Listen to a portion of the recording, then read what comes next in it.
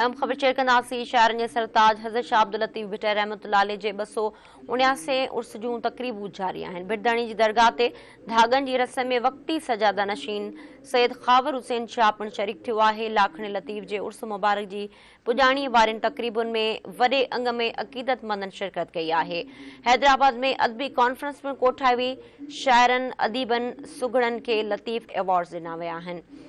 तव्हांखे अपडेट कयूं पिया नाज़रीन। शाइरनि जे सरताज हज़रत शाह अब्दुल लतीफ़ भिटाई रहमतुल्लाह अलैह जे 279 उर्स मुबारक जूं तक़रीबूं जारी आहिनि। भिटदणी जी दरगाह ते धागनि जी रस्म में वक़्ती सजादा नशीन सैयद ख़ावर हुसैन शाह पिणु शरीक थियो। लाखणे लतीफ़ जे उर्स मुबारक जी पुॼाणी वारनि तक़रीबुनि में वॾे अंग में अक़ीदतमंदनि शिरकत कई आहे।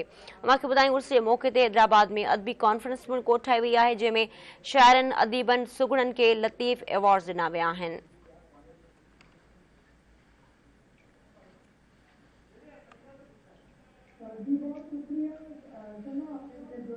इन तफ़सील मालूम कयूं था। हैदराबाद में ब्यूरो चीफ जहांगीर सेड़ सां लाइन ते मौजूद आहे। जहांगीर, उर्स मुबारक जी तक़रीबुनि बाबति अपडेट कजो।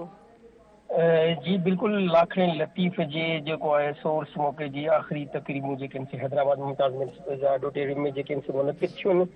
उन ॾात घणी दानिशवरनि तहक़ीक़दारनि लेखारियुनि ऐं लतीफ़ सरकार जे पारखुनि चयो आहे त हज़रत शाह अब्दुल लतीफ़ भिटाई रहमतुल्लाह जो समूरो कलाम सोन आहे, जंहिंमें काइनात जी समूरी हुसैन समेत इंसानी समाज जी अहिड़ी त ख़ूबसूरत अदावत थियल आहे जो जेकॾहिं सही माना में इन ते अमल करे त जेकर असांजो समूरो मुआशिरो ऐं सॼी दुनिया हुसन बणिजी वञे।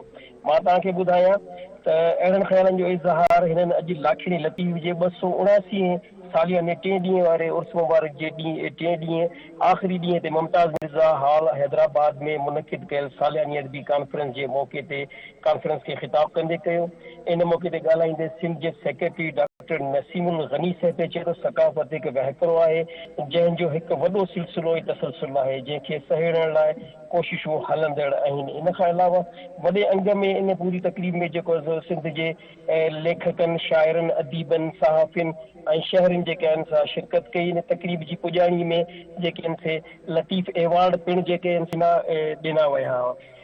हिन चयो त असांजी दीन में फ़िरके वारी नफ़ी थियल आहे। जेकॾहिं दरगाहुनि ते कंहिं बि फ़िरके या मज़हब जी क़ैद न आहे, हर को माण्हू आज़ादु आहे, अची वञी सघे थो। इहे सबबु आहे त लतीफ़ सरकार मज़हब खां मथां थींदे सॼे आलम लाइ दुआ घुरी आहे। इन जहांगीर, वरी महिरबानी तफ़सील ॾियण लाइ।